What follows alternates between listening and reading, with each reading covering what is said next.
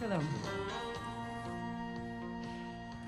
It's hard to believe, but we are just about at Rosh Chodesh Elul, beginning of the month of Elul, which leads us right into Rosh Hashanah. So we're just about 4 weeks away from Rosh Hashanah again. And when I come to this time of year, like many Jewish professionals, rabbis in particular, I have certain feelings that come up around this time of year. But part of those feelings are connected to what Elul asks of us, which is cheshbon hanefesh, some spiritual accounting work, some deep reflection, some honest looking at ourselves, at who we are, at where we've been, and where we hope or feel we ought to be.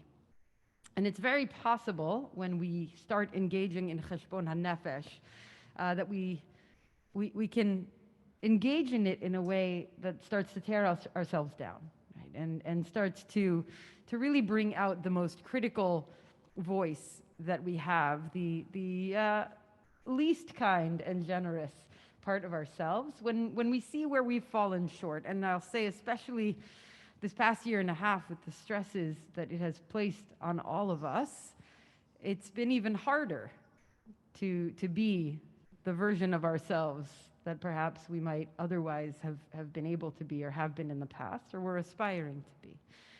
And so I want to offer us an important piece of Elul in order to guide us through this cheshbon hanefesh this year, this accounting of the soul, this deep time of reflection that I hope we'll all make the time to engage in. And that is the acronym of Elul this month. The rabbis look at that and they say, oh, that actually stands for something that we find in the book of Song of Songs, Shir HaShirim. Elul, those Hebrew letters are Ani ledodi v'dodi li.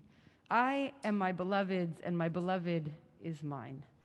And they talk about the relationship that we have with God during this time, and the closeness and the love. And I think what an incredible thing that built into the system of cheshbon hanefesh, of spiritual accounting, in the name of the month, as the rabbis are drashing it or interpreting it and drawing out beautiful meaning, is love.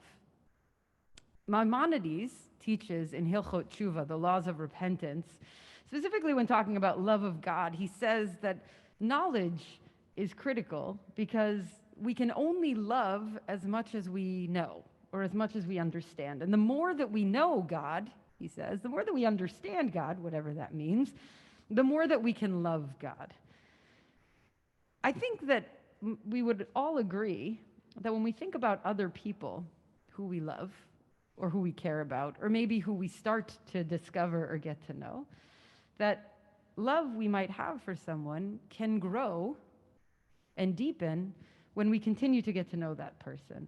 What if we turned this Maimonides teaching that is about God, and something that we could probably think of examples for ourselves about in our interpersonal relationships, what if we turn that towards ourselves during this time of Elul? What if Ani ledodi v'dodi li is a reminder that we need to turn that love back at ourselves?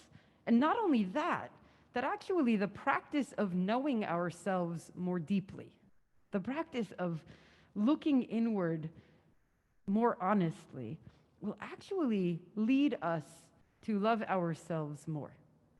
And that love may empower us to then look at ourselves more honestly and more clearly and more deeply.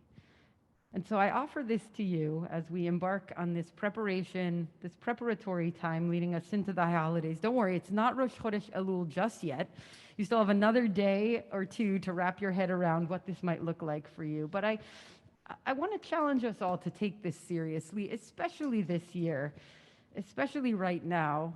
And I wish you all a Chodesh Tov, a month of reflection and of knowing and of seeing and of connecting.